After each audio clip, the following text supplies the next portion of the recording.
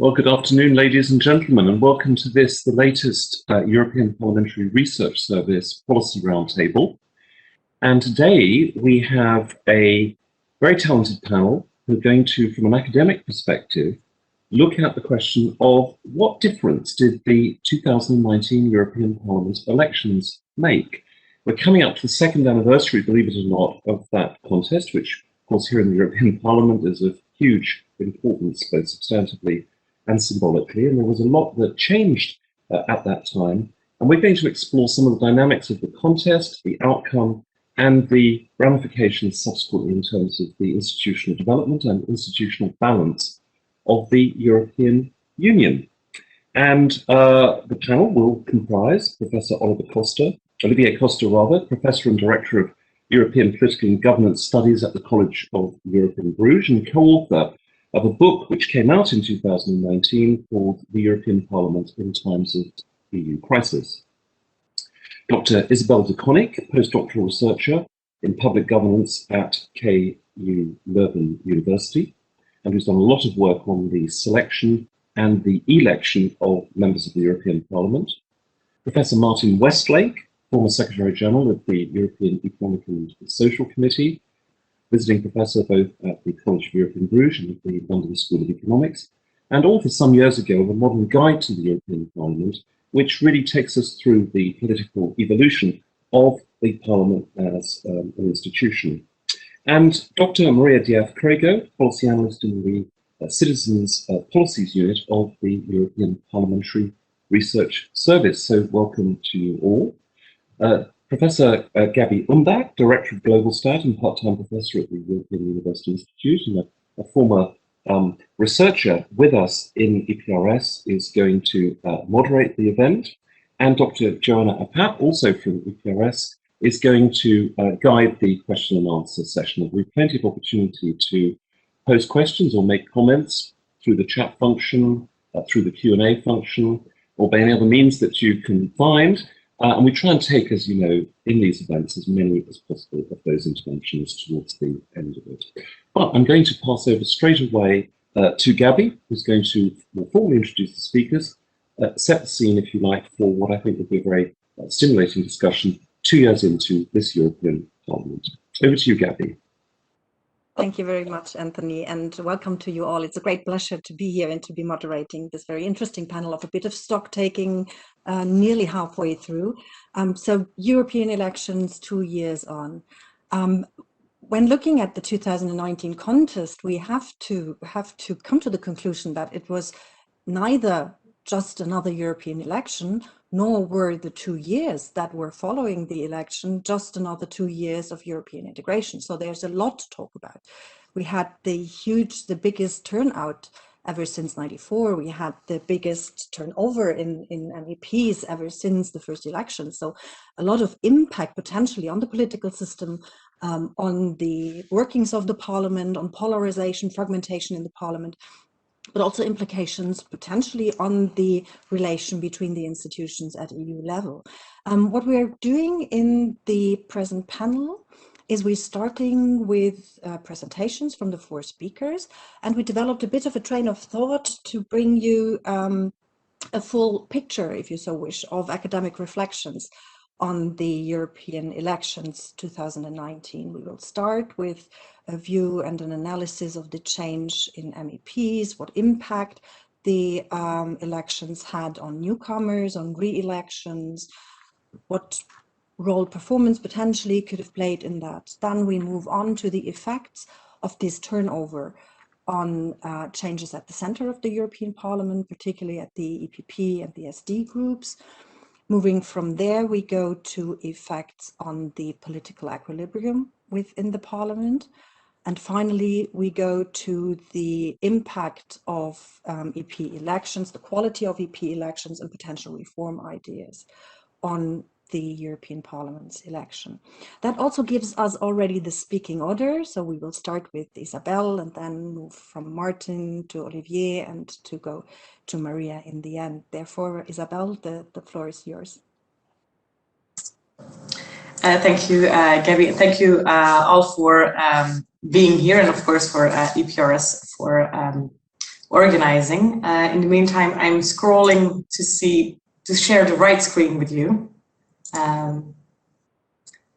All right, there we go. As Gaby already introduced, what I will be mainly talking about is the legislative turnover that happened in the 2019 EP elections. So why not indeed take turnover as quite a natural starting point, right, on discussing the EP elections in 2019 and what came from it, or what we have seen in changes since. Now I'm going to look at this element of legislative turnover from the perspective of the incumbents that had served in the previous legislature and the rate really at which they are coming back after the 2019 EP elections. Of course, you can also look at turnover from the standpoint of the newcomers and looking at who they are. What I'm doing here today is the other way around, let's say, looking at which incumbents actually come back. So how many come back and where do we find them and what drives them coming back or not? What stages can we discern there? So my main purpose here today is to really segment out the total legislative turnover we've seen in 2019 and to go look at where this actually plays and what happened there, and then even tune in a bit on what might be the underlying cause of that and what might be really stimulating or advantaging some incumbents or some groups over others. The presentation today, of course, is a brief one, and it is based on my doctoral research, which goes into much more detail on some of the parts, of course, and is a bit more technical on other parts. If you would be interested to learn more about that or discuss further, of course, feel free to reach out. I would be happy to share on that. So let's start with 2019. I think Gaby already mentioned it. It has been the highest turnover since, the highest turnout since '94 and the highest turnover ever. So we're really dealing with a record legislative turnover here, which means that there is a record few number of incumbent MEPs that come back after the elections, right? So we're seeing more newcomers compared to MEPs that are already experienced, that have already served in a previous legislature in the European Parliament. So we see really that 2019 here, if you put it in the historical perspective, that it is both a surge in turnover, in renewal of the elite, as it is a surge in turnout, which is of course a spike since the previous election. So it's really this first data point in a new trend or not that remains to be determined, of course, but it's quite remarkable still that it's really this 2-point evolution or difference that we saw in the 2019 elections compared to the previous ones. Now today I'm going to limit myself to discussing turnover, but I'm sure in the discussion later or for some other colleagues as well, this turnout will be an important element. Now, we can actually divide or segment up this legislative turnover very logically and intuitively in a couple of different stages, let's say, or different drivers. And I'm just going to quickly run through them, but I'm sure it would feel very intuitive. Then first, of course, what determines whether an incumbent comes back after the elections? A first decision point is, of course, the ambition. Do you want to return or not? You might want to, well, retire or see the election as a natural end point to your time in the European Parliament, to that part of your career. So that is definitely a first decision point to take into account when we're deciding on whether high turnover is bad or good, or whether it is democratic or not democratic, or whether it is really the voice of the people. There is this first decision point really that lies with the ambition of the individual. Then we have, of course, the reselection by the parties. If you want to come back, you still need to, at least to a certain degree, convince your party to be put on the list or start your own list. But either way, you need to gain access to that ballot. And then through that, the voters are at play and you will be or not re-elected. Another driver then is the voter. But between that, really, we need to make this a distinction between the electoral systems. because of course we're all using proportional representation in European Parliament elections, but we have quite a bit of nuance and flexibility or variety still within how these elections are organized. And on the top row there you can see the little checkbox next to the person, which is really a simplified way of referring to what I call candidate-centered systems, which is electoral systems where the voters express their preference for a particular person, for a particular candidate. They might also be able to vote for a list, but in the end, when calculating who is going to take a seat, it is the preferential votes that matter, which of course gives a little bit more deciding power with the voter on who enters and who returns, compared to what I call party-centered systems, where really the ballot position that an incumbent or any candidate on that list, of course, takes will be quite decisive in whether or not they will be able to translate that into a seat.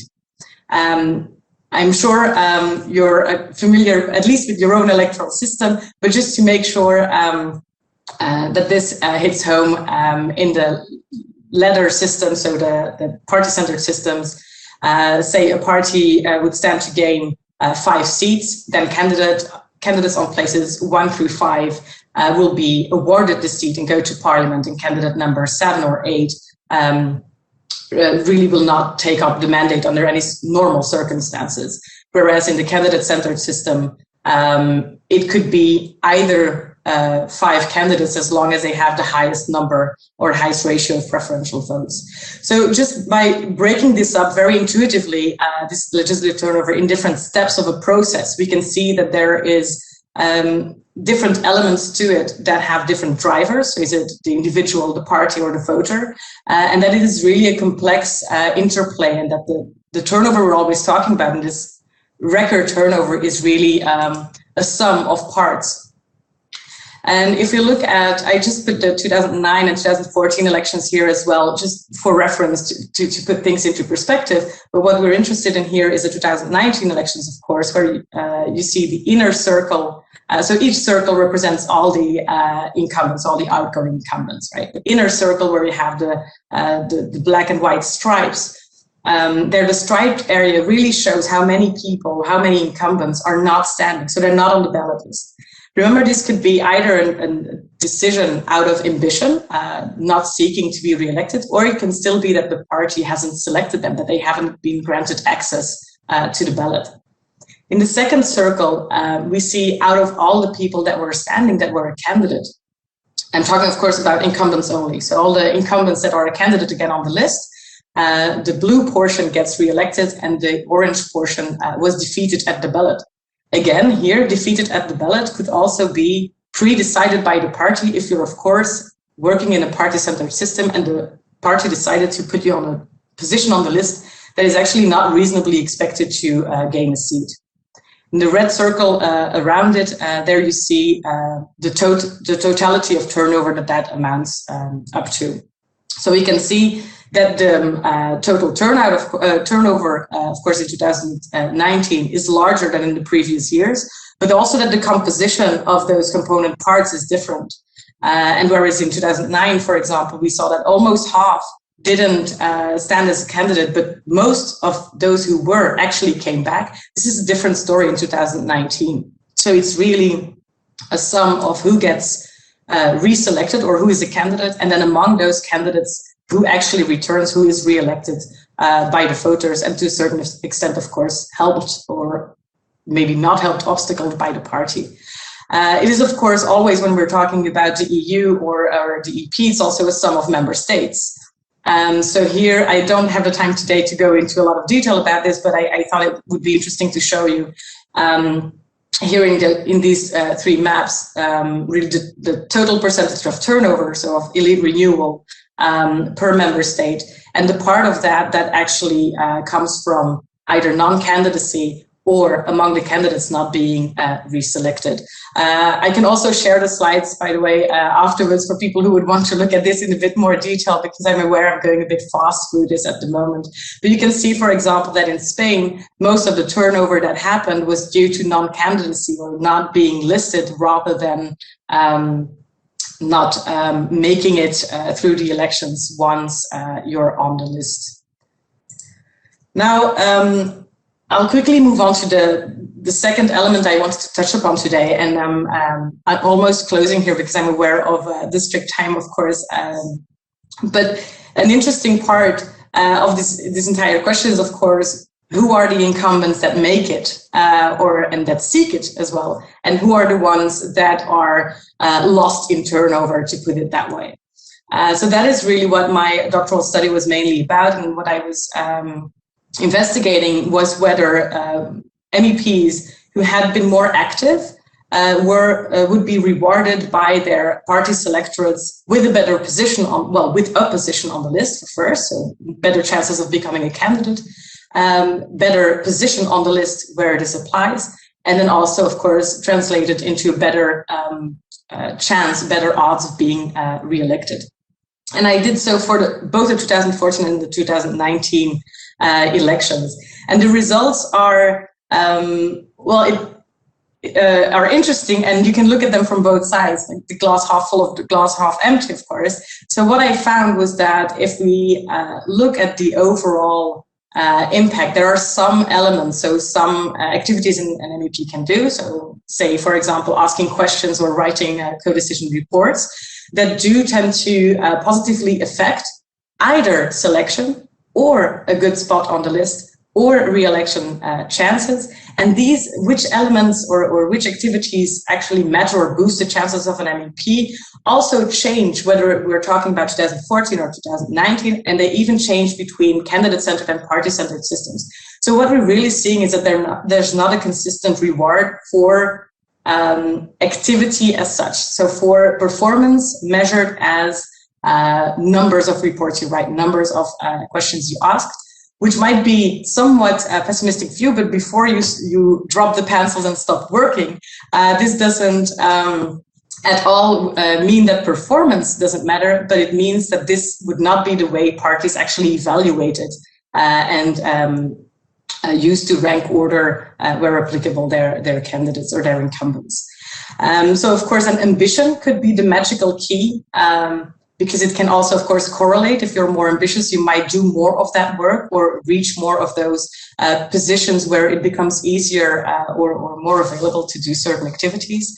And then we also thought a bit, or in the results showed that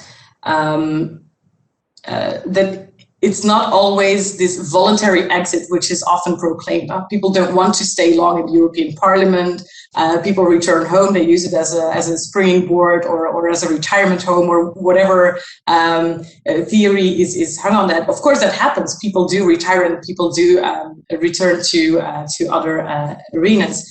But the research did show that this voluntary exit is not the predominant or not the only way out of the Parliament. And what mainly, if it's not performance necessarily, and if it's not voluntary exit, then how are parties choosing? Well, it's definitely the question for the next big research, of course. But the research so far, or my doctoral research so far, indicates that it's really about balancing this ballot. So it's about, there's not that many seats per constituency for the European Parliament, of course. So it's about balancing new people versus incumbent people, geographical balance, gender balance, expertise balance. And there's so many intricate, there's so many things to take into account that it really becomes an intricate exercise where there might or might not be room for an extra evaluation such as performance. And I think that is maybe an element as well that might be interesting to keep into consideration when we're thinking about redemocratizing or changing up the electoral system for the European Parliament. Can there be a place for this performance reward, and what happens with this intricate balance that is at this moment seemingly moving against that? So I think I'll keep it here for now, because I don't want to intrude too much on the timing, but I'm looking forward to discuss. Thank you. Super, perfect. Thank you very much, Isabelle. Thank you.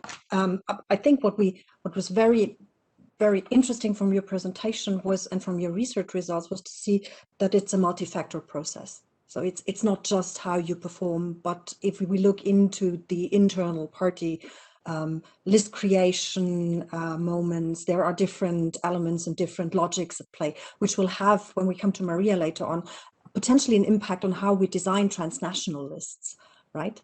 So thank you very much for that super opening. That actually directly leads us to Martin. Martin, if we see 63% new MEPs, 37 old ones, and of those of the incumbents, if we look into the defeated ones, less than in 2014, more in 2019. How did that resonate with the center? What impact does that have on the huge center of the European Parliament in terms of the two central groups, EPP and SD? Thank you very much, Gaby, and thank you, Anthony, for that kind introduction. If I can give a tip to any budding authors, do not use the words modern guide in the title of your book. Very soon becomes an ancient guide. Gaby, to answer your question, I was fascinated by Isabelle's presentation. Very interesting stuff. And in a sense, I'm going to continue with a similar theme in the sense that 2019 was both a period of significant change, but also of continuity. And I'm going to paint with a broad brush, if I may, and look at 4 headline points. My first is precisely the center that you talk about, the continued numerical decline of the traditional EPP and S&D coalition, technical agreement, whatever one wishes to call it. It's in decline. As a consequence of that, in 2019, we have a necessary extension of the center. Again, I'm using these terms loosely, but I think everybody knows what I mean. And in that context, I want to look briefly at the behavior of La République en Marche, Macron's movement. And lastly, I would like to speculate a little bit mischievously about why Article 17.7 didn't not work. In other words, it did work. So on the continued numerical decline of the traditional coalition of the EPP and the S&D, it's perhaps useful to recall why the coalition is so important. And the reason is that the Parliament faces a number of exogenous, treaty-based absolute majority requirements for all sorts of things: rules of procedure, election of the Commission President, accession of new member states, the second reading of the ordinary legislative procedure, the annual budgetary procedure, the multi-annual financial framework. Parliament as an institution cannot function unless it is able to assemble at least an absolute majority, and in some cases the budget and the censure motion, for example, even more than that. Now, since 1979 until 2019, the EPP and the S&D together have always represented over 50% of the members. And so in effect, they represented the best, if not the only way of amassing an absolute majority. The high watermark came in 2004, when together they represented 75% of the membership. But since then, they've been in decline, 61% in 2009, 55% in 2014, and in 2019, for the first time ever, the combined percentage fell to less than an absolute majority, down to 45%. And if one looks at the Parliament today after the Brexit adjustment, the combined percentage is still roughly about 46%. Now, the trend, it seems, is set to continue. I looked at Politico's poll of polls this morning, and today it gives the two groups together 41%. If there were to be an election tomorrow, let's say, that's 157 EPP members and 135 S&D members. Immediately, I have to enter in 2 caveats. The first is these are only opinion polls. Who knows what might happen in Germany in September or in France next May? So one has to take these figures with a pinch of salt. And also, the overall figures hide, of course, a lot of variations according to member states. Still, it seems a fairly safe bet to say that the overall trend is set to continue. And that leads on to the necessary extension of the centre and of the central coalition. It's almost a purely mathematical exercise. And the only group that could push to a comfortable margin beyond an absolute majority was the newly established Renew group. The Greens EFA had too few seats, really, and the other groups within the parliament either had too few votes or were beyond the pale for one reason or another. And it seems that this trend is also set to continue. Again, Politico's poll of polls this morning gives Renew 94 seats. They won 98, I think, in 2019, so a relatively stable performance from them, which suggests that they're likely to be a coalition partner in 2024 again. However, that brings me on to my third point. That will depend a bit on the behaviour and the standing of La République En Marche. We remember that in 2019, there was a lot of speculation that the Macron-inspired new movement was going to seek to create a new group. And there were indeed various attempts to do so. They fell through, and in the end, En Marche joined an existing group, ALDE, and transformed it into the Renew Europe group. I think one can assume that at the next elections, the Renew group will remain, and that En Marche will remain a member of it.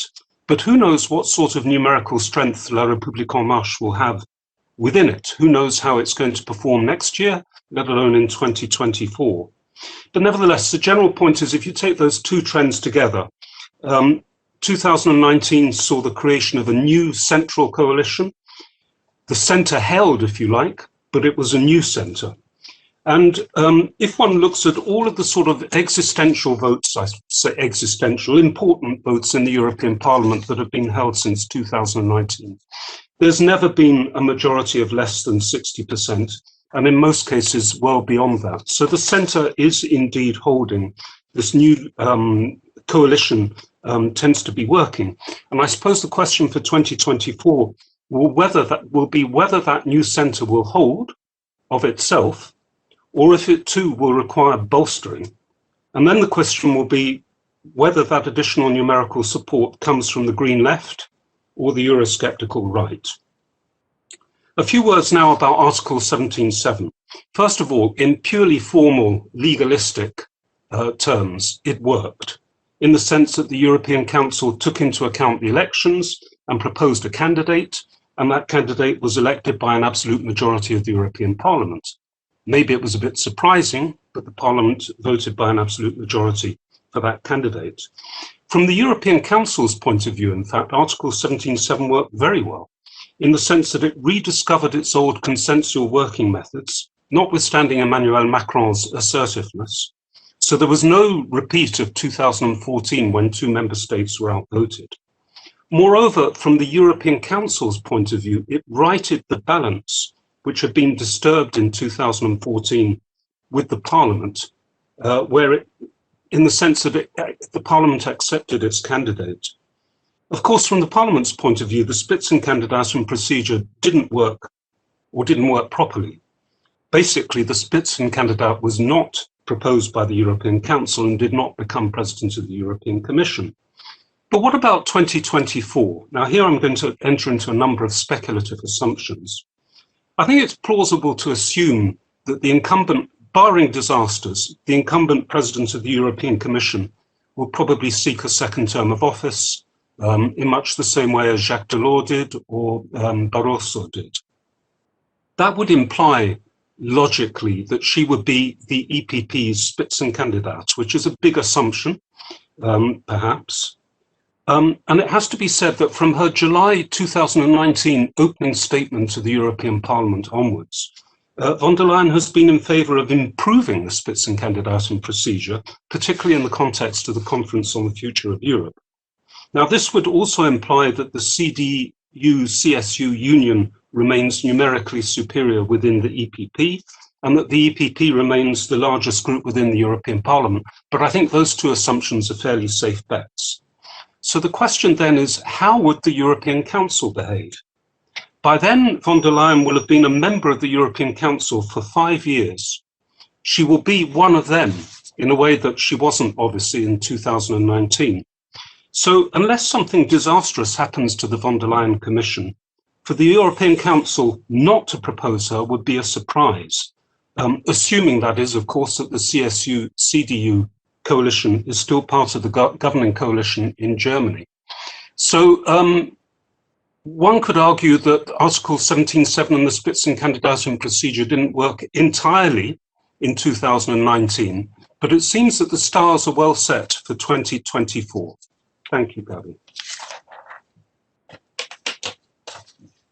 Thank you very much, Martin, also for already giving some of the main keywords for Maria's presentation, potentially. So what we see, continuity and change, continuity, the numerical decline at the center of the European Parliament, and hence necessary extension of that center, and Renew took a very strong position. If we look then at the outer sides, if you so wish, of the political scale, Olivier, what did the election, and how far did the election impact on the political equilibrium within the European Parliament, given that now Renew had to reinforce the center, as we learned from Martin? Thank you very much, Gaby. Thank you, Anthony, for the invitation. Always a pleasure to meet you here, even if only virtually. We'll try now to share my my screen, and yeah, I hope you can see that. So this is a paper I've co-authored with my dear colleagues from the Université Libre de Bruxelles, Nathalie Braque and Avénigue Marié. It is in fact a paper we were writing for a forthcoming book, which I co-authored with Steven Van Ecke, which is among the participants of that meeting. And that will be out at Palgrave by the end of the year. So what we try to do in that paper is to make an assessment of the new parliament by looking at the traditional roll call votes, and to try to compare a bit the new political dynamics with the one we had in the former parliament, and especially with the period of the beginning of the 8th legislature from 2014 to the end of 2016, when we had the bloc, that formal coalition between the EPP, the Socialists, and the ALDE group, with a very high level of cohesion between the three. So we look at all those roll call votes, and we pay specific attention to the various types of votes, because you have the legislative votes where the level of cohesion is very high, and maybe less cohesion for the report of initiatives or the resolution. And we distinguish also very much between the final votes on text, where usually you have a very high level of cohesion of the European Parliament, and the votes on amendments or article, where you can find some more conflictuality. So if we look broadly speaking to the results of that data vote collection, we see that the new parliament is very cohesive when you look at the votes of the EPP and the SND, with a degree of cohesion for legislative votes, which is close to 100%. So here we have some sort of COVID effect, but I will speak about that a bit later. But even if you disentangle a bit the data, you see that beyond the COVID effect that has pushed a bit the European Parliament to back the Commission, and that did not allow really the European Parliament to work in a normal way with all the necessary, let's say, controversies, etc., you still have a very high level of cohesion, which is strictly comparable to the one we had during that bloc era at the beginning of the 8th legislature, 2014. If we look at the result a bit more into detail, we see, because this is the data just since the election, we see that there are a bit more conflictualities starting in September 2020, that we can consider as a result of the European Parliament learning how to deal with the COVID. At first, the European Parliament, like every legislative chamber, was a bit panicked by the whole situation, with that reflex of just voting to support all the plan and strategy of the Commission. And then the European Parliament started to get back a bit to a more normal and political functioning by the end of the summer 2020, and this is mirrored in the data. If we look now at the degree of cohesion between Socialist and EPP for non-legislative votes, the resolutions, we see a quite high degree also of cohesion, a growing one, but I'm not sure we can comment on that. And if we look at the details of the data for the recent period of time, we see a level of cohesion between the EPP and SD, which is around 70% of the vote, which is still pretty high, because here there is no obligation for the European Parliament to come with large majorities, and usually you have more conflictuality here. The same for the initiative votes. We have again a bit the same trend, more conflictuality than for legislative votes, but still figures that are pretty high, and around 75% of cohesion between the Socialists and the EPP.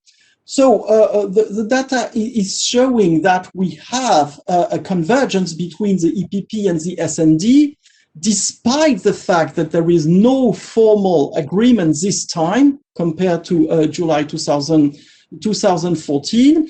And this applies when you have a legislative vote, where maybe there's some other constraints, the need to really have the European Parliament being quite cohesive to enter the dialogue with the Commission and the Council, and also the fear of, in a way, harming the legislative process, but it also applies to votes of initiatives and resolutions. So, as said, the COVID had an impact on that, but even if you put aside all the votes that are relating to the COVID or to the economic crisis, if you just take the votes on the normal files that are not connected to the crisis or the COVID, the level of cooperation is still very high. So we can analyze that as an attempt of the Socialists and the EPP to work together to reduce the influence of Eurosceptic groups and to smooth also the interinstitutional relation.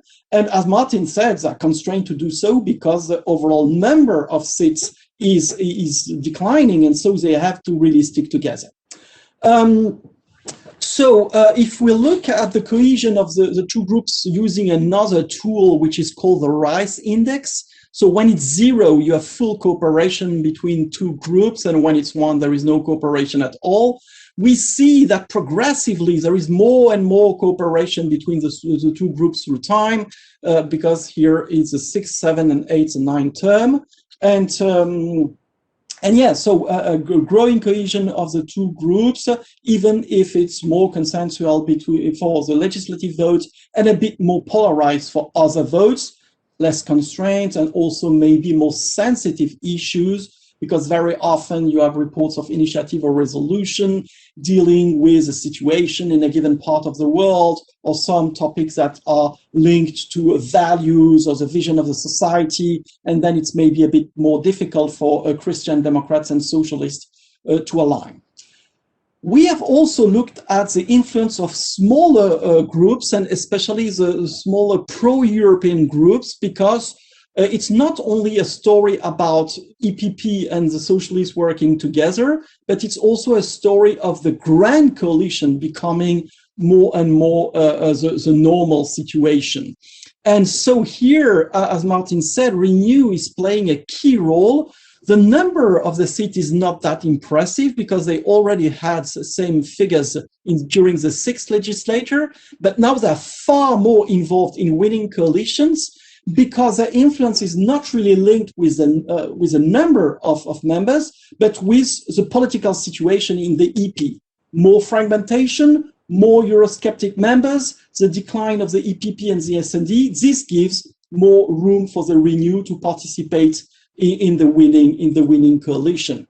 And we have looked systematically at the various way texts are adopted with the grand coalition, which is EPP, SND, and ALDE, the technical, which is EPP and SND only, and then there is a right-wing coalition, then EPP alone, and the left-wing coalition, and the Socialists alone. And if we look through time, we see that the grand coalition, which means Socialist, Christian Democrat, and the Liberal together, it's really a growing trend. Now close to 3/4 of the text are adopted that way. On the contrary, the only left-right configuration, the technical one, is disappearing, and the right-wing configuration is also declining pretty much, with less than 10% of the text that are adopted that way. We can do the same calculation with the Greens, and here also we see that they are more and more involved in the winning configuration. My final remark about that data, which is quite huge, is about the overall political equilibrium within the European Parliament. We can say that the EP is more oriented today to the left than it was before, for several reasons. The first one is because the ECR groups, let's say conservative, mild Eurosceptic group, is less often in the winning majority. This is a result of the Brexit. Before that, the British Conservatives were really creating a bridge with the EPP, because as you know, although they used to sit with them, this does not exist anymore, and so there is a difficulty for the ECR now to negotiate with the EPP. We see that Renew has, in a way, replaced the ECR in the coalition. And here again, as we have seen in the data, a tendency of Renew to vote quite often with the socialists, more often with the socialists than with the EPP. So the socialist winning rate is growing, which is a new trend in the European Parliament. And we see that the EPP now is a bit struggling to find allies in the European Parliament, especially when it's not a legislative text, when there is not a search for a very large majority, for instance, for a resolution or a report of initiative, and then the EPP is not really at ease at finding allies. Thank you very much. Super, very, very interesting. Thank you very much, Olivier. Wow. So in terms of equilibrium, we can say that the extended center actually works a lot. But at the same time, we do see the parliament becomes more left-leaning. The conservatives and the conservative spectrum is diminished and very much affected.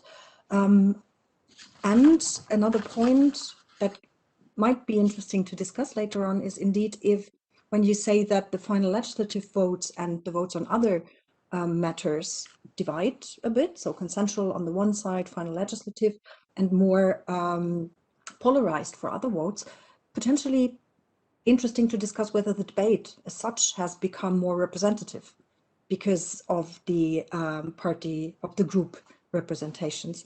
Thank you for that, Maria. Let me bring some of the elements of what Isabelle, Martin, and Olivier just said together and address that to you and your presentation. So we have the points on how lists are impacting on re-elections. We do have the trajectory and the scenarios Martin drew for the Spitzenkandidaten procedure. And indeed, we do have the moments of coalition building, of impact of groups on the consensual, the representativeness of the parliament. In terms of the elections and election procedures, how do you think this added to the 2019 outcome, and what can potential ways into the future of European elections be? So, good afternoon. Thank you very much, Gaby, for all your wonderful questions. In fact, I think that some of the points that I would make at the end of my presentation may add somehow to some of the elements that have already been raised by some of the speakers. So I think we are discussing the question we are taking is stock of European elections just at the very right moment, because as you pointed out, in fact, Parliament is now discussing a possible change, a possible amendment of the rules applicable to European elections, so to the European Electoral Act. And as he has already pointed out, this question may also appear, let's say, in the discussions within the Conference on the Future of Europe. So our, let's say, retrospective exercise may fit into that future possible amendments of the the European electoral laws. So let's see how this happened. But in this dual logic of retrospective and prospective, I want to focus mainly on what are the European Parliament's views as regards its own elections. And of course, I would take this dual approach, retrospective and prospective. And I would like to make two main points. I would first very briefly focus on what are Parliament views about the main problems that appeared, let's say, in the latest European elections, and then I would take a more, let's say, prospective view, and I will try to explain very quickly what are Parliament's proposals to, in fact, try to address those concerns, those problems that have been identified. So I will start looking backwards, as I said, and explaining a little bit what are Parliament's views as regards the latest European elections. In fact, Parliament adopted a resolution in November last year, in November 2020, in which it took a stock of the latest of the 2019 European elections. I have no time, as you can imagine, to go into the details of that parliamentary resolution, but I would like to point out that Parliament highlighted especially two main concerns. The first one relates to the turnout, and it has also been mentioned somewhere, I think by Isabelle, and the second concern relates to the, let's say, still national dimension of European elections. So let's go to the first one. In fact, in its resolution, Parliament pointed out that it had been a great increase in turnout in those elections. So we went from a little bit more of 42% of turnout to nearly 51%. So there was an 8-point increase. And of course, that's a great achievement. That was a success.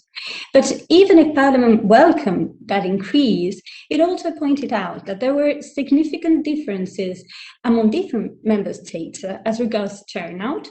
And it also pointed out that that was still not enough. So Parliament pointed out that almost half of all eligible voters did not vote for EP elections.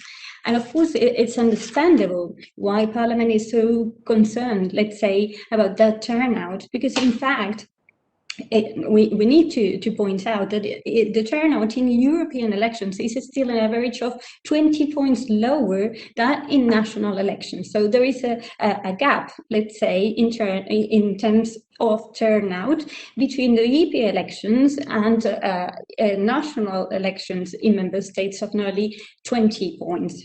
Average, as I'm saying. But apart from this first point of concern highlighted by Parliament in its resolution, taking stock of the latest European elections, also pointed out to a second concern, as I was saying. And the second concern is linked to the national dimension, let's say, of the elections.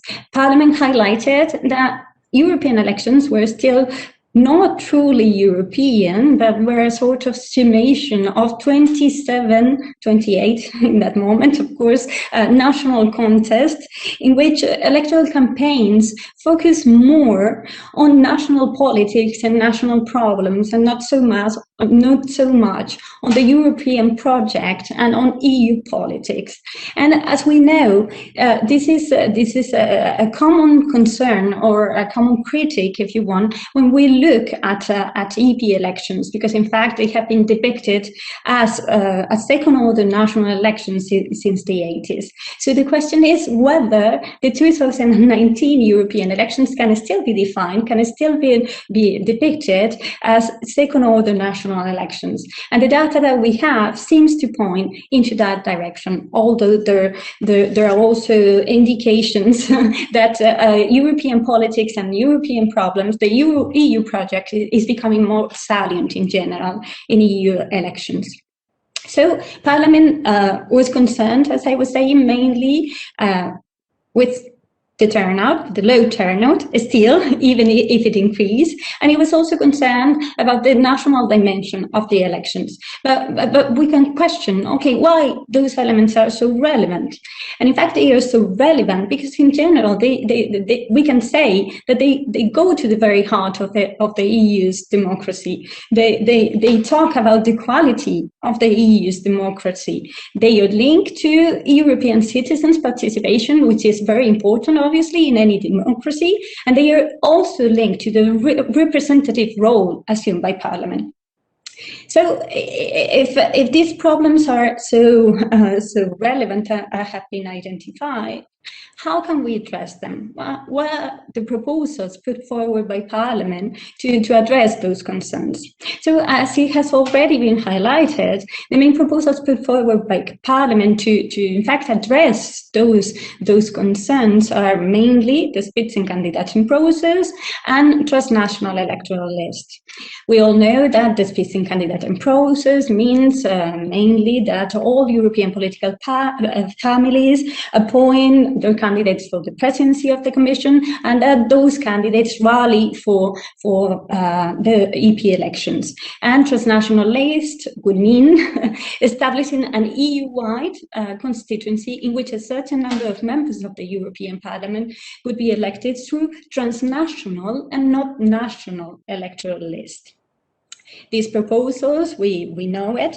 The first one, the Spitzenkandidat, was launched for the first time in 2014 and repeated again, as Martin explained, in 2019, although it was maybe not so successful, at least from the point of view of Parliament, of course. We can argue in a different sense if we see it from the point of view of the European Council, as Martin explained. And transnational electoral lists have been discussed in the European Parliament for years now, since the 90s, but they have never been adopted or implemented. So it's new. We don't know what would be the outcomes of adopting them. So both proposals in principle do not have to come together, but it's true that Parliament belted them for the first time in the Haber-Leinen report in 2015. This report was adopted by the Council and became the latest reform of the European Electoral Act in 2018. But it's true that Council rejected the proposal to have transnational lists headed by the lead candidates of each European political family. So these proposals, if you want to, have been rejected by the Council. But even if they have been rejected, I think that the question that we need to raise now as a final point of my presentation is whether these proposals are in fact fit for purpose, whether they can really enhance the European dimension of the elections, and whether they can increase the turnout in EP elections, because those seem to be the main goals the European Parliament seeks. And of course, answering these questions may be a very difficult exercise, and here I come to the speculations as Martin already pointed out. But I think that we can at least make one point, okay? And the point would be that with the data that we have from the latest elections, in fact, we can safely say that the Spitzenkandidat process did not have an impact and did not increase, did not help to engage more citizens in the EU elections. Because in fact, the different reports that I've analyzed seem to point out that the Spitzenkandidaten were largely unknown by voters.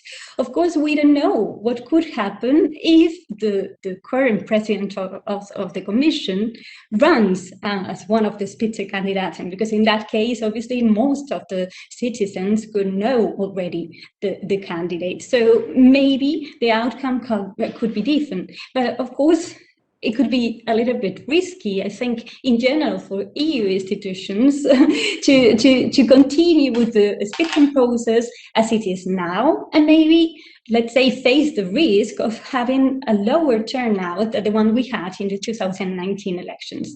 But I think I prefer to finalize with that sort of question mark. Thank you, Gaby.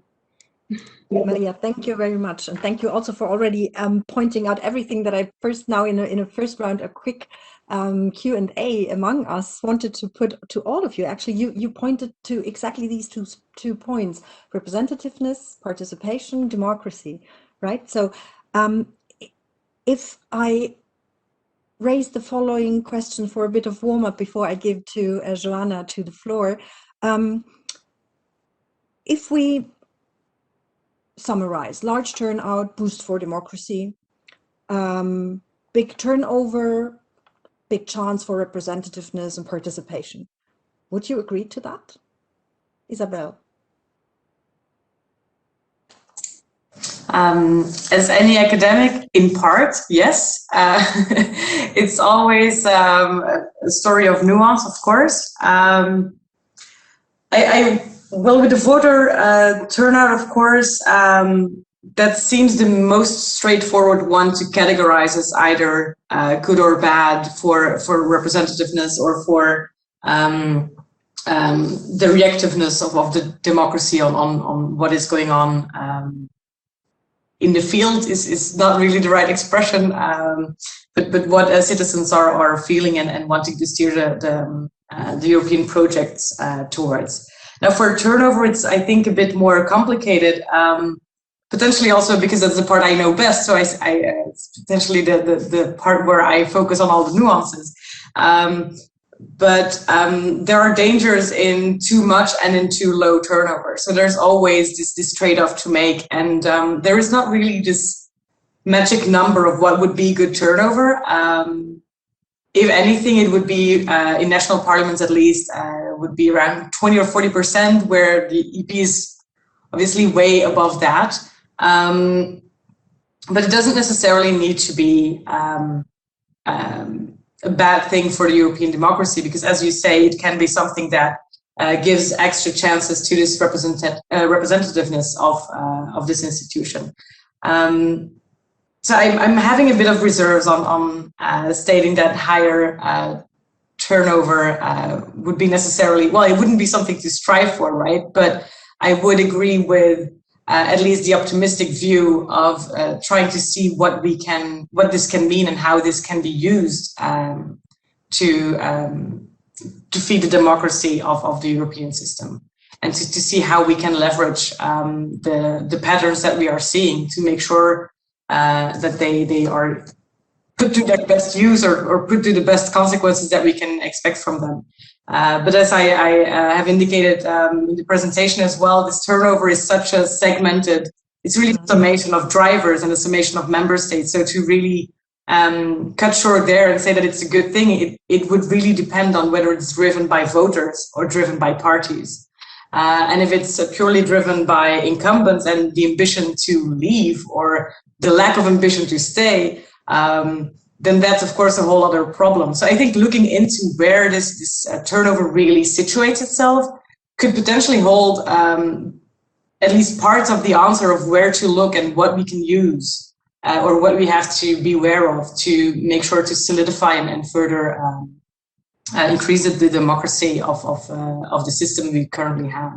So I think it's definitely something to segment and take into consideration to look for root causes, to put it like that. Great, thanks a lot. Thanks, Isabelle. Martin, we've learned from Olivier that basically without a formal agreement, even the center held, and Renew even joined the center in most of the final legislative decisions. Do you think that the decline in the center, EPP and SD, has an impact on representativeness in the parliament in terms of political opinions for the debate? Is there room for more diversification, or is path dependency swallowing that in a way?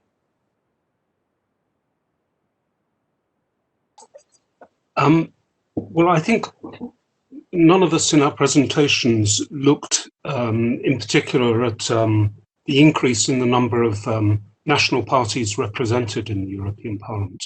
But I think one could argue that there has indeed been a greater variety of opinions expressed or positions expressed even within the two largest groups and obviously beyond them.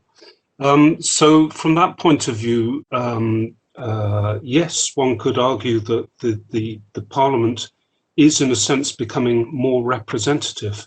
But I don't know whether you'd call it path dependency, but nevertheless, this sort of constant imperative for the Parliament to be coherent and effective as an institution is always one of Olivier's co-authors, Nathalie Brack, has written a brilliant book about the Eurosceptics in the Parliament, where she stresses this point. Of course, they're frozen out because, in a sense, they're anti-system, but they also represent a strand of opinion that should be represented in one way or another in a democracy. But this constant imperative for cohesiveness and a coherent institutional approach somehow hampers the Parliament from its representative functions in the sense of representing different opinions. I'm now going to speculate monstrously, but I sometimes wonder, especially when I saw Olivier's figures, I sometimes wonder whether we're not, in a way, repeating the early experience of the United States, in a sense, the second party system or the third party system, where you had Democratic Republicans and Republican Democrats, and they were fighting each other at their state level. But at the federal level, they came together in loose coalitions because they were basically they were pro-federation, they were pro-the United States. And there they found more that brought them together than what separated them.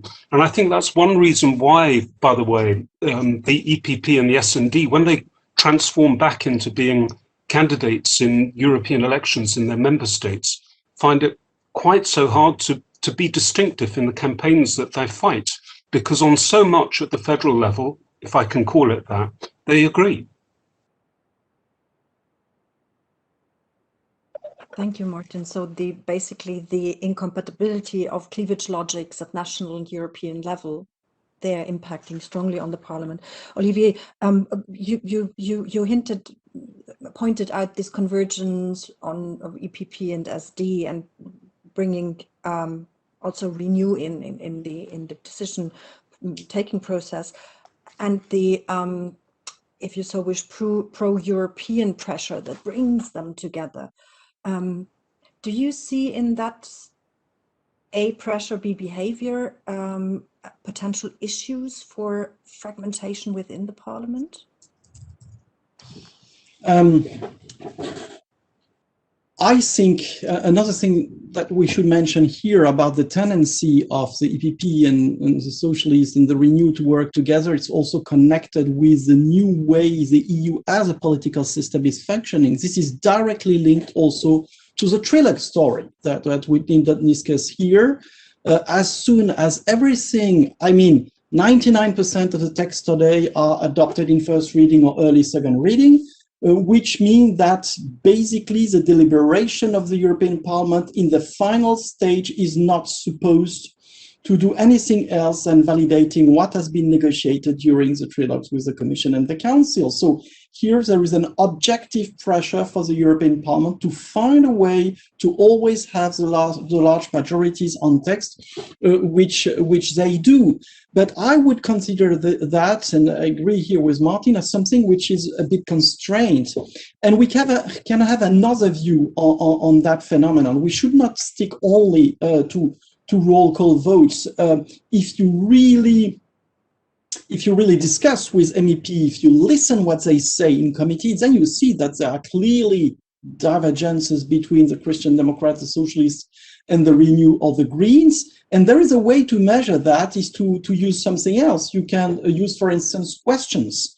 I just finished a paper with a colleague of mine, Isabelle that will be soon published by the Journal of Common Market Studies, and it is about studying the question for oral answers in the European Parliament in the last 25 years or so.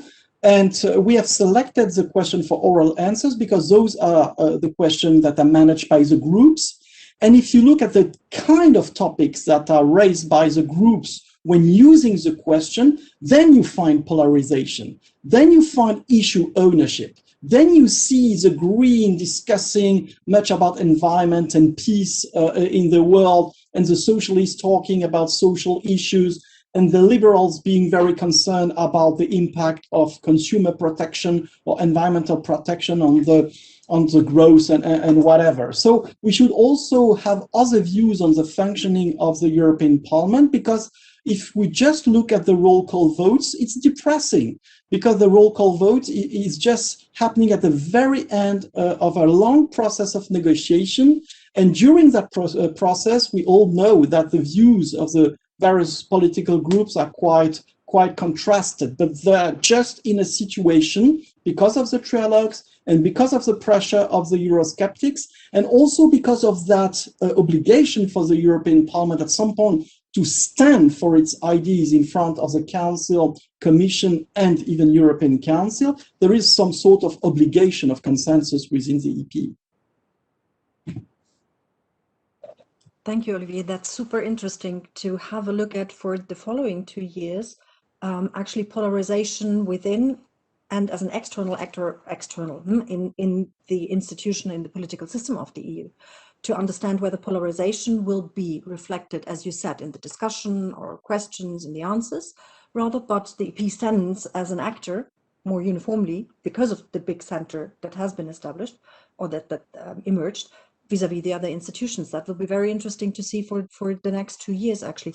Maria, one point, if we look at the transnational lists, do you think that this is a feasible option if we look at the different logics of national and European party politics?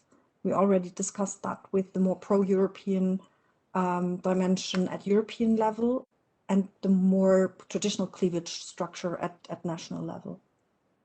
Will that fly or not in the end? Do you hear me? Yeah. Before answering your question, if I may, I don't know if I can go back to the question you asked to Isabelle, because in fact I would like just to say a word on that, or a couple of words, if you allow me.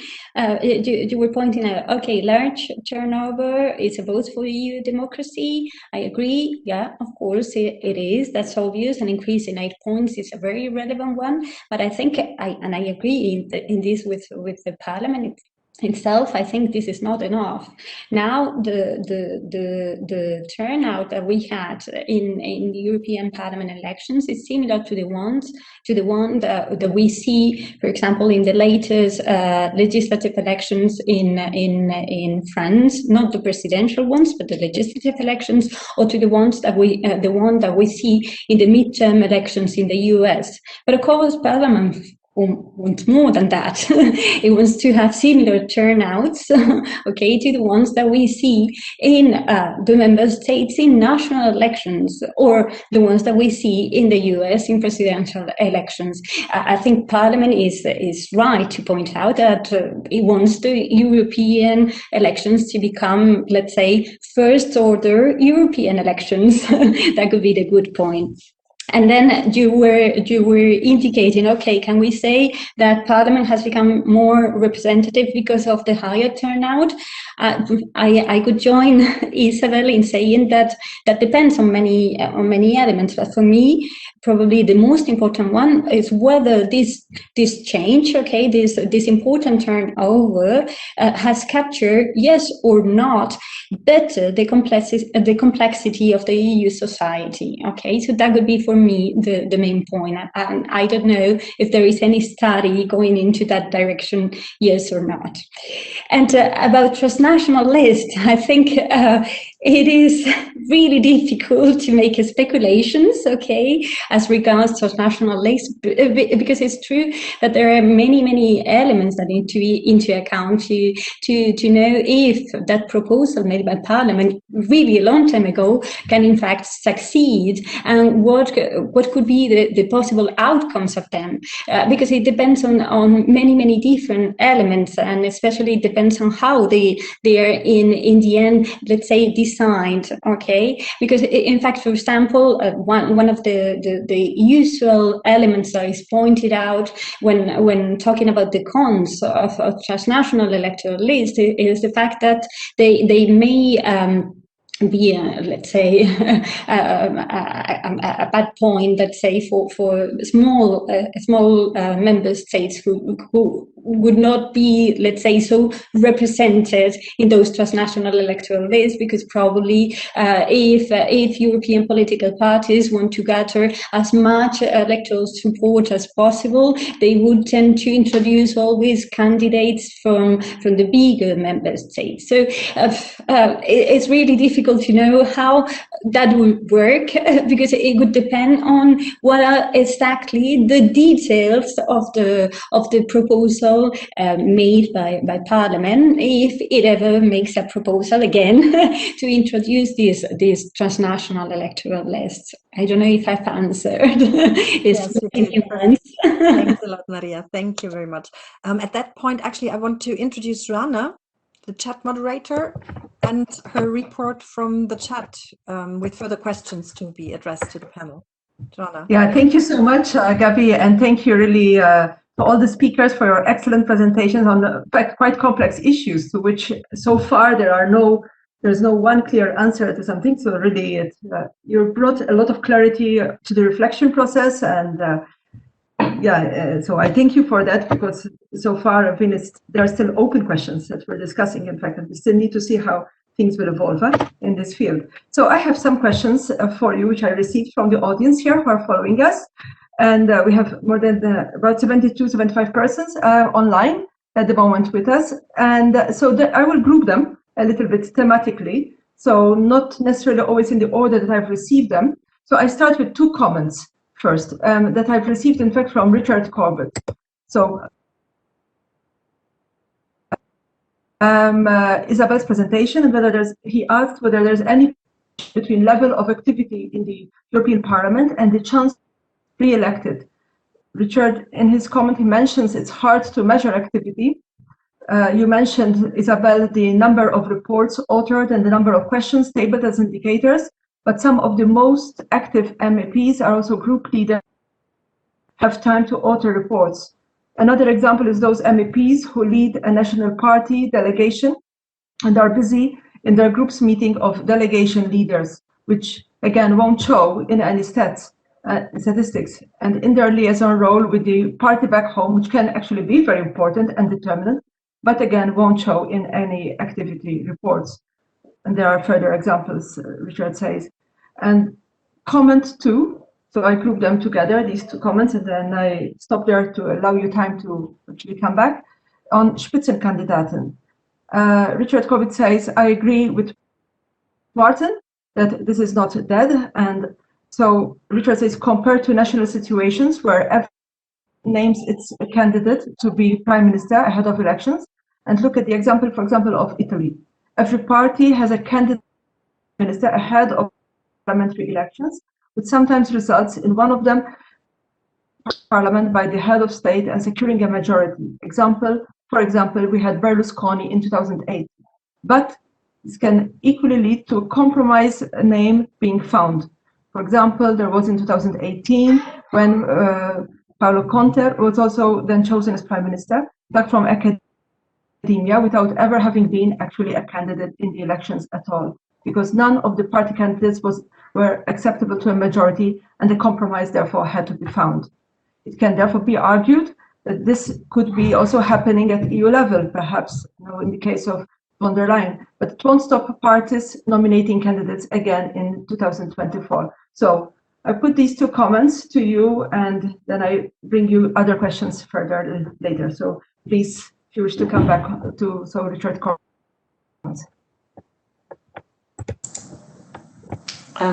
I'll just go in order of the comments, or yeah, okay. Allow me to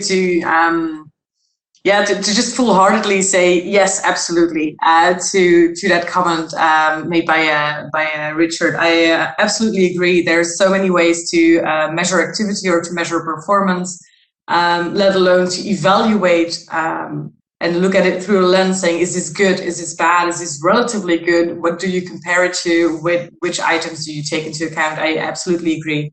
There are a lot of things that, yeah, you mentioned as well, there's so many other examples. I mean, you could be looking at network strength, for example, or being decisive in a vote or in some kind of other preparation or other EP work. So I fully agree with that.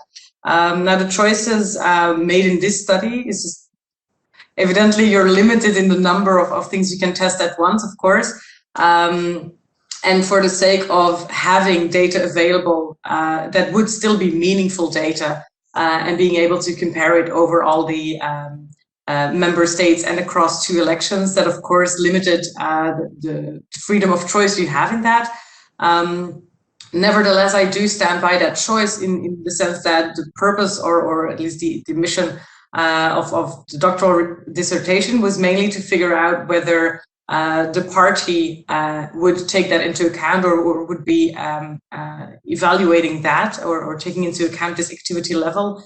And you can, I think, easily argue that the party would not necessarily do an extremely broad and detailed review and evaluation of all these elements either. So we were kind of trying to figure out whether this activity levels could serve as a shortcut for how parties would view performance and would reward it or not. But I absolutely agree that there are so many other aspects that you can look in there.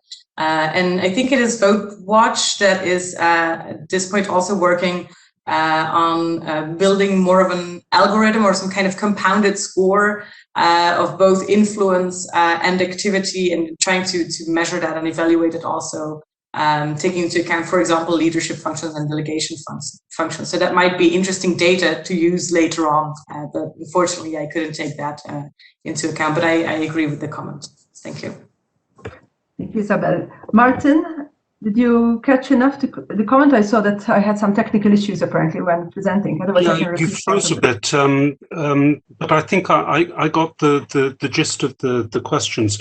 Okay. To Richard Corbett's observation, I think on how you measure activity of MEPs, I couldn't agree more. And I think Olivier touched on this as well when he spoke about roll call voting. Well, of course, roll call voting is excellent material if you're an empirical political scientist like Simon Hicks and you want to assemble statistics, but it doesn't necessarily represent the whole of voting behavior in the European Parliament.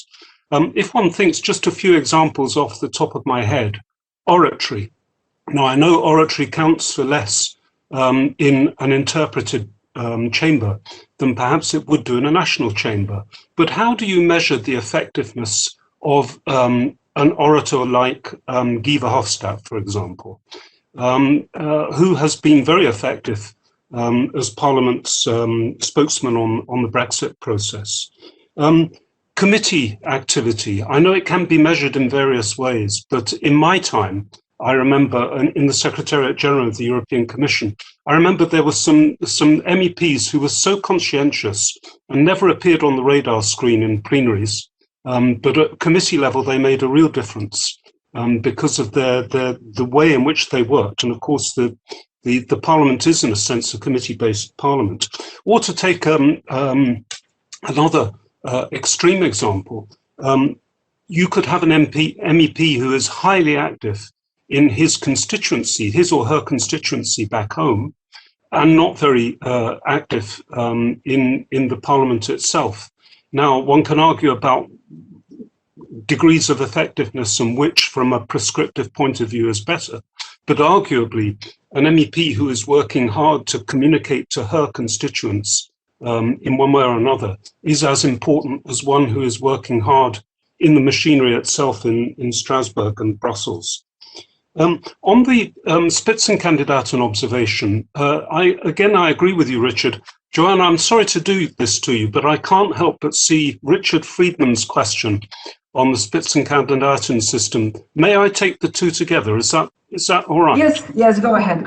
Would you like to read out Richard's? Yeah, but it's better if I read it out so everyone can see. So, yeah, What can be done to make European political groups, parties, also better known among voters, given they have a relatively low base of awareness and affiliation? So, yeah, for voters, I think given their relatively low base of awareness and affiliation, is the Spitzenkandidaten system a step in this direction? So please go ahead, Reverend Martin, with this to link it. Yeah, sorry. The pincer motion by the two Richards. I think I'm going to be a little bit long-winded in my reply, because I think there is a missing element. Yes, maybe the Spitzenkandidaten procedure could be the answer, but there is a missing element. And to explain what I mean, I'd like to take you all back to 1996, 1997, when we had the mad cow crisis, and people were dying. European citizens were dying, and the European Parliament set up a temporary committee of inquiry. And I think I wrote an article about it at the time. I think Parliament missed a trick then, because here was an issue that really mattered to Europeans, and they could understand what was going on. They didn't need to know the ins and the outs of comitology and medical opinions to know that something had gone badly wrong.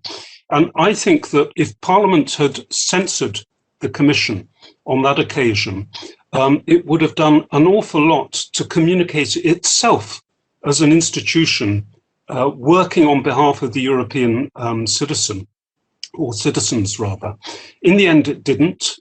It stepped back from that option precisely for the reason that we were talking about before, which is the coherence of the system and a worry about doing down with the European Commission. And in the end, well, we know what happened to the Santerre Commission. So I think the Parliament missed a trick there. And of course, with the Santerre Commission, nothing was really clear in the end. In the end, there was one commissioner who had to go. The Commission didn't go. It resigned, but it didn't go. So in terms of messaging, that wasn't the best. But now I think when I say that the stars may be well aligned for 2024, we've had a series of major issues to face up to, and we will still be facing up to them, I suspect, in 2024. These are issues that affect people on a daily basis. Things like COVID, things like global warming, things like the economic consequences of the current crisis. And these issues will still be around in 2024. And they are issues where quite clearly the EU makes a difference, where the policy choices made by the President of the European Commission herself make a difference, where the Green Deal makes a difference and means something to European people. And so I suspect, I'm maybe being a little bit over-optimistic, but I suspect that if there were a European election campaign that was dominated by such themes, then turnout naturally would be higher, because the electorate would be, how can I put it, better informed about the issues, not better informed about the institutions, that's for the specialists, but better informed about the issues and where the EU can make a difference. Thank you so much, Martin. I have still two more questions, so from the audience. One is from Manolis Kotsam-Pasakis, so to all of you, in fact, so you can then maybe comment in turn. He says, thank you very much for your interesting presentations. I would like to ask, how would you evaluate the effect of the current political composition and dynamics of the European Parliament with regard to Euroscepticism? Do they function beneficially or adversely for European integration? Gaby, I put also the next question also, it's a shorter one also, but I think it's linked, yeah, so I think we can link them together, yeah. Then, is there data on how many member states had the name of the Euro parties on the ballot paper for the European election?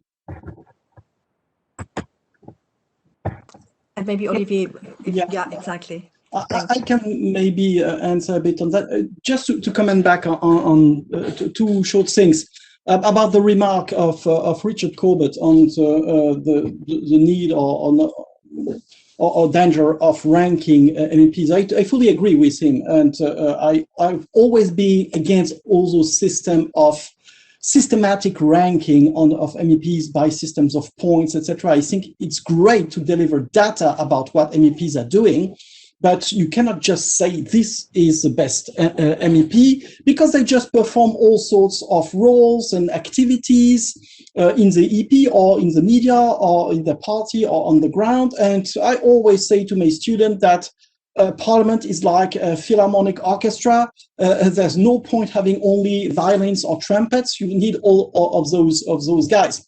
Nevertheless, MEPs are paid to be there to vote. This is a bit the bottom line, but then they're free to do all sorts of things.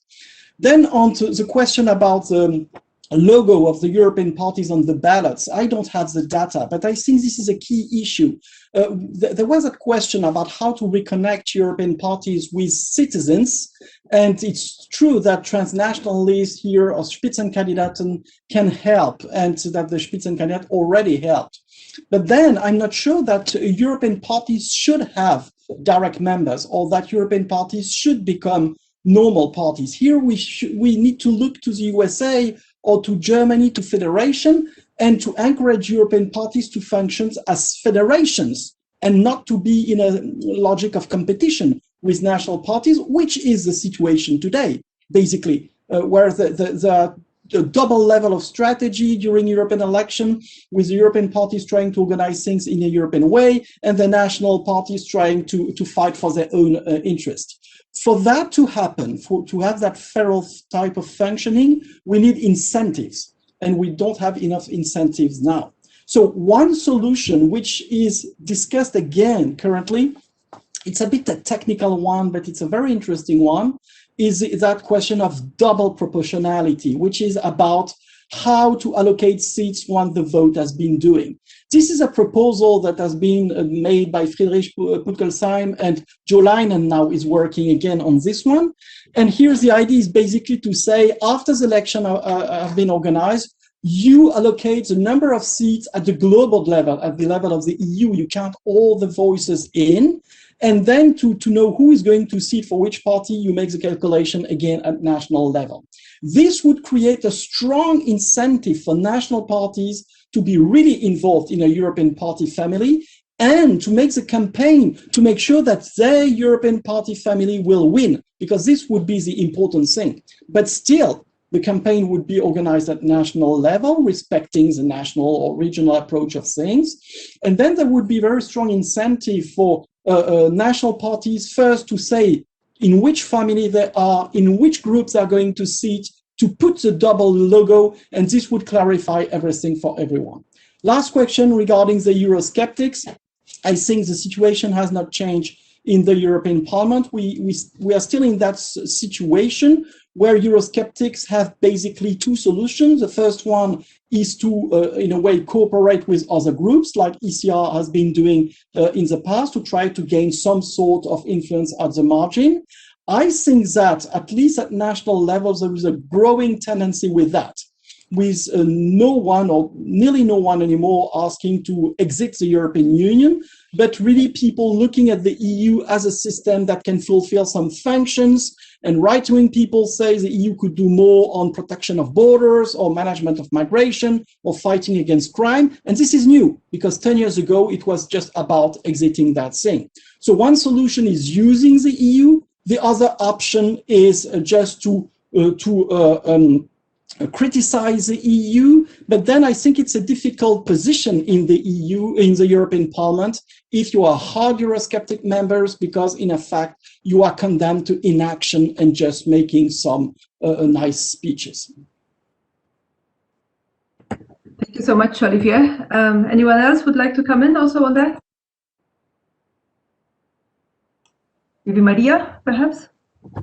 Okay, maybe a very quick remark that goes, in fact, in the same line as the remarks made already by Martin Westlake and Olivier COSTA, because, in fact, we are talking about how to raise increase the turnout, and how to make EU elections more European. In the end, we are always turning around these two points, and the question is how to do it.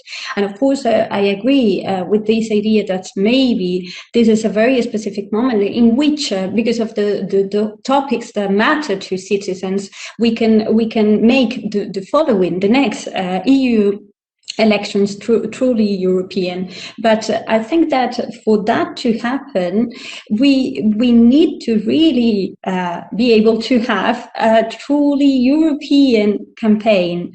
And as far as I see it, the only ones that can really build up that European campaign and are European political parties. And then I go to what Olivier COSTA pointed out. We really need to strengthen European political parties and give them the means to build up a European political campaign in which they stand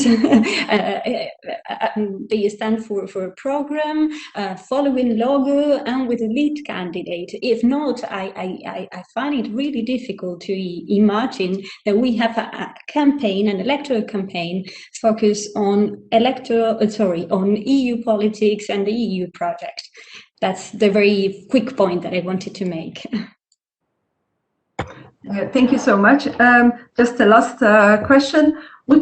How do you think maybe the conference on the future of Europe could affect perhaps the evolving political landscape, and also maybe have also effect on the outcome and the way European elections also evolve?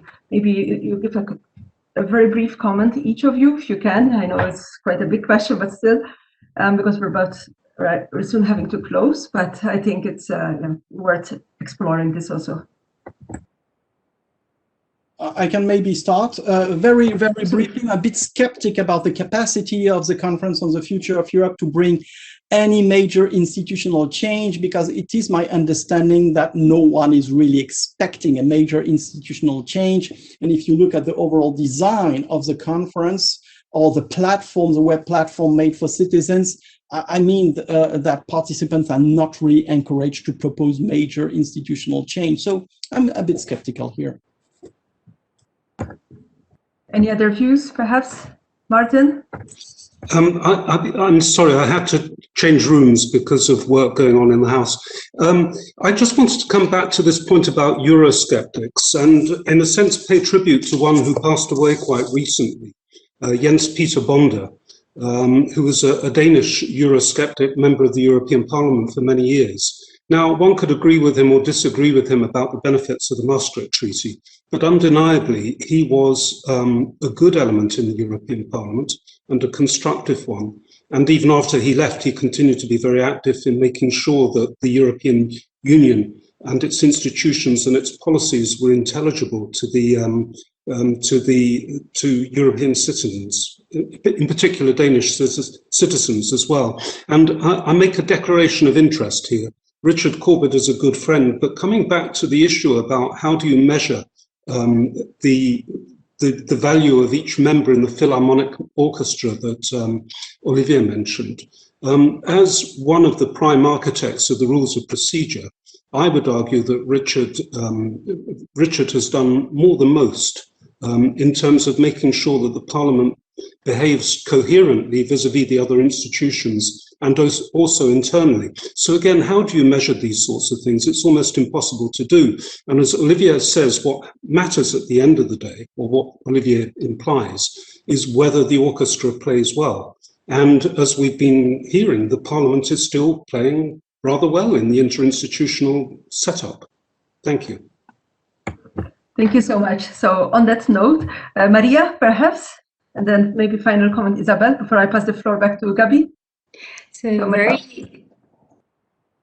is that right? Do you listen to me? Yeah. So it's very quickly on your question on the conference on the future of Europe. I could say I could tend to be a little bit more cautious, because it's true that there seems to be no much appetite for treaty changes, and that limits somehow the possible institutional changes that the conference on the future of Europe may make. But once you open such a Pandora box, you never know what can happen. So I think it's better to wait and see how debates and discussions go on. I could be far more cautious. Thank you so much, Maria. Isabelle? Yes, thank you. Yeah, very briefly perhaps, but I'm not sure whether I would be as skeptical as Olivier maybe on this, but I'm not expecting a great revolution, but then that's maybe more of a French or American movement than it is a European one. So I'm quite hopeful, at least for the incremental potential that lies in these kinds of initiatives. If enough people are talking about it, and not always the same people, but also new people joining the conversation on it, right? Because that's also quite a crucial point there.